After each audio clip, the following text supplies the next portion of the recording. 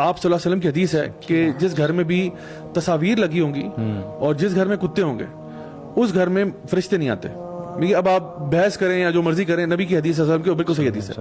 جس گھر میں تصویریں لگی ہوتی ہیں اینیمیٹ چیزوں کی, لائک فار ایگزامپل لوگوں کی پکچرز لگی ہوئی ہیں, جانوروں کی تصویریں لگی ہوئی ہیں, تو یہ اگر آپ کے گھر میں ہے تو وہ ریموو کریں. اللہ کے نبی صلی اللہ علیہ وسلم کا گھر تھا, جبریل علیہ السلام نہیں آئے, نبی گھر نہیں آئے تو ہمارے گھر کیا ہے, تو وہاں تو اور اسی لیے اچھا کتا رکھنا ہے تو وہ اس کے لیے بھی شرائط ہے. اگر فار ایگزامپل گارڈ ڈاگ آپ نے رکھا ہوا ہے, یا اگر آپ کی بکریاں چلاتے ہیں تو ان کے لیے مینجمنٹ کے لیے کتا رکھا ہوا ہے, یا پھر فار ایگزامپل آپ شکاری ہیں, شکار کے لیے آپ نے کتا رکھا ہے, ٹھیک ہے, اس کے اپنی لیونگ سپیس میں نہ ہو. اور وہ تو بالکل ہی بری بات ہے کہ اگر آپ کے پاس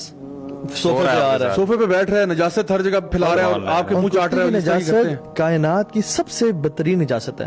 اس کی جو تھوک ہے کسی اور چیز کو 7 دفعہ دھونے کا نہیں کہا گیا, اور اول اور آخر مٹی سے نہیں کہا گیا سوائے کتے کی نجاست کے, اس میں جرم جتنے ہوتے ہیں سائنس ابھی پروو کرتی ہے کس قسم کا وہ غلیظ ہوتا ہے.